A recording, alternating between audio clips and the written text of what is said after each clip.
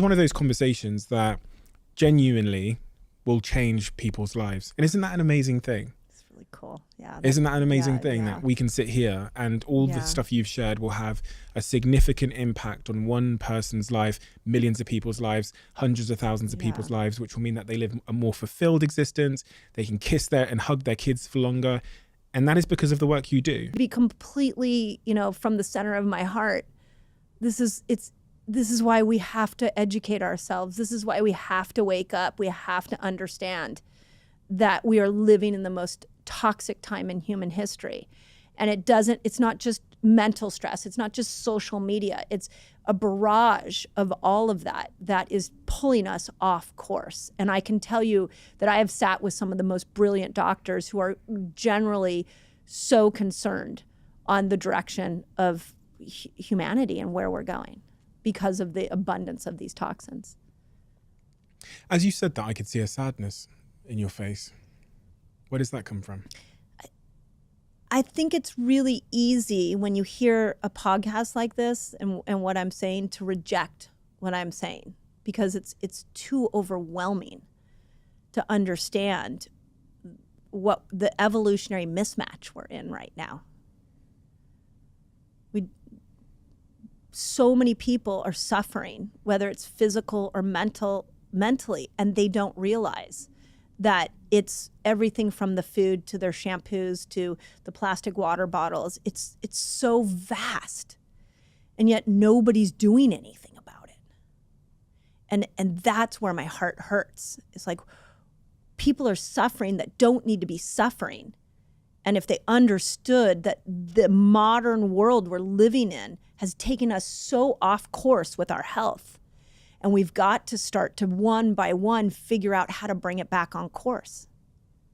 And yesterday I sat with Dr. Dale Bredesen and interviewed him on my podcast. He wrote a book called The End of Alzheimer's, and he laid out 7 things that we need to do to stop Alzheimer's. And he strongly feels that Alzheimer's is optional. You don't have to get that. And those 7 things are so intense. Like, it's everything from detoxing to metabolically switching to prioritizing sleep to human connection to understanding, what the best exercise is for you. And it's easy for humans to look at those 7 things and go, I'm out. I can't do all that. But if we want to exist on this planet, we're going to have to do that. That's the new level of health we're in right now. And I love being the cheerleader. I want to be the one that's like, come on, we can do it. But I also need people to understand that where we're living as humans right now is a very, very dangerous place. And it's just in the existence of moving in and out of grocery stores and restaurants and, and the drugstore. Everything has a toxic insult on us. And it's overwhelming. It's overwhelming. Drastic action, because we're so drastically far away from where we're supposed to be, where our ancestors were. Yep. We've built up this society that's full of plastics and toxins and alcohol and drugs and sugar everywhere. And I can't move in bloody New York City, which is where we are now, without someone offering me, almost every block is really bad food. Horrible. But food that tempts this certain part of my brain that maybe is looking to help me stay alive and to survive, whether it's pizza or sweets or whatever it might be. Yeah. So it is difficult, and I have a great deal of empathy for anyone that's struggling with it. Me too. It's we've hit a point where the door out of poor health is multifaceted. It's not just one door. And if you're healthy and you're just like, someone like you just wants to get in better shape, then the path is a little bit easier. Mm-hmm. But what do we do for the person that gets the cancer diagnosis? What do we do for the woman who's suicidal and going through her menopause years? Like, where are we helping her? How are we getting to them? And each time they walk into their doctor's office, they're typically getting a pill and not being taught how to live a life that works with their body in this modern world. That's where we have to get to. Quick one before we get back to this episode. Just give me 30 seconds of your time. two things I wanted to say. The first thing is a huge thank you for listening and tuning into the show week after week. It means the world to all of us. And this really is a dream that we absolutely never had and couldn't have imagined getting to this place.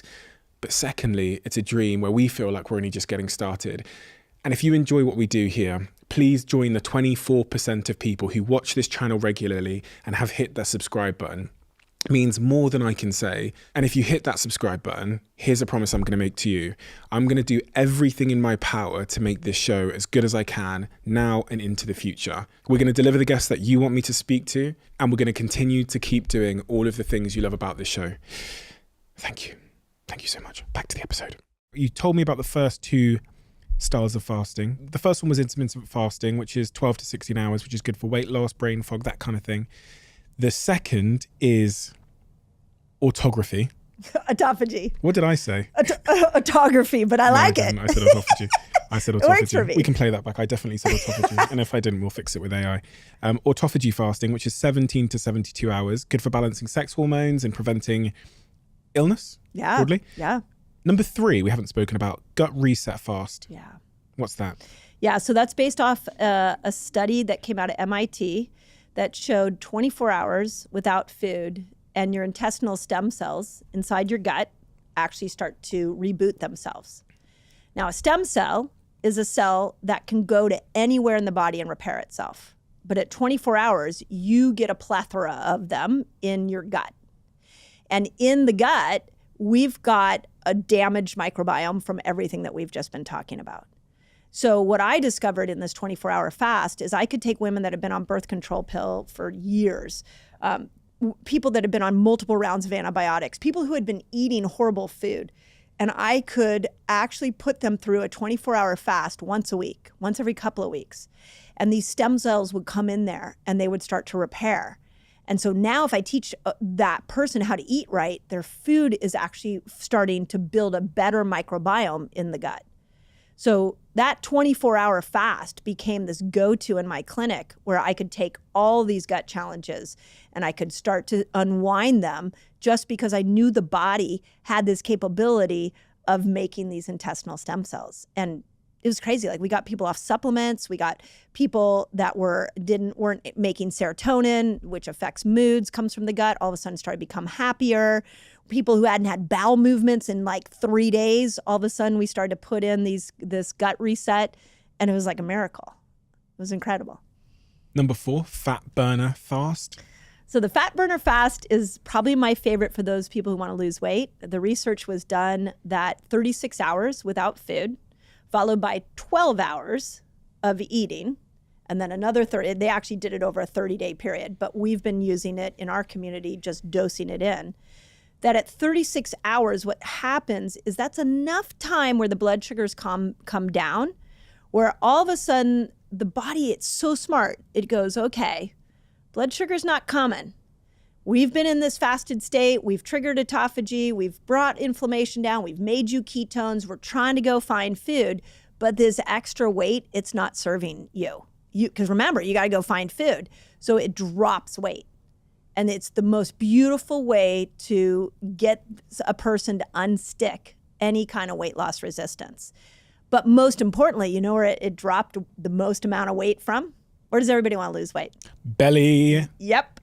So it is I probably should have called it the belly fat burning. Yeah, the belly fat. Yeah, that would have banged. Yeah. But yeah, and so that's what they showed, is that actually a 36-hour fast started to unstick weight loss, and it was started with weight around the belly. Compelling. Number 5, the dopamine reset fast. Yeah. So number 5, I found some research showing that when people go without food for 48 hours, the whole dopamine system will be rebooted. So what's important to know about the dopamine system is it is our molecule of happiness. It is the thing that it's actually a motivation molecule. And it's a neurotransmitter that allows happy thoughts to go across from neuron to neuron. And so what happens, and I'm sure you've talked about this on your podcast, that we're so dopamine saturated right now. Mm-hmm. But specifically people who are overeaters, they actually are finding, the study I quote in the book is that they found that people who had food addiction, people who had extra weight, like obese situations, they were not getting as much happiness out of their food because their dopamine receptor sites were saturated. So they had to eat more food to get more happiness. And food is a state changer. It does make us happy. So what they found is if they put them into a 48-hour fast, that they actually rebooted the whole dopamine system and new dopamine receptor sites appeared. So that when they brought food back in to the equation, they actually got more enjoyment out of food with less food. YouTube have this new crazy algorithm where they know exactly what video you would like to watch next based on AI and all of your viewing behavior. And the algorithm says that this video is the perfect video for you. It's different for everybody looking right now. Check this video out, and I bet you might love it.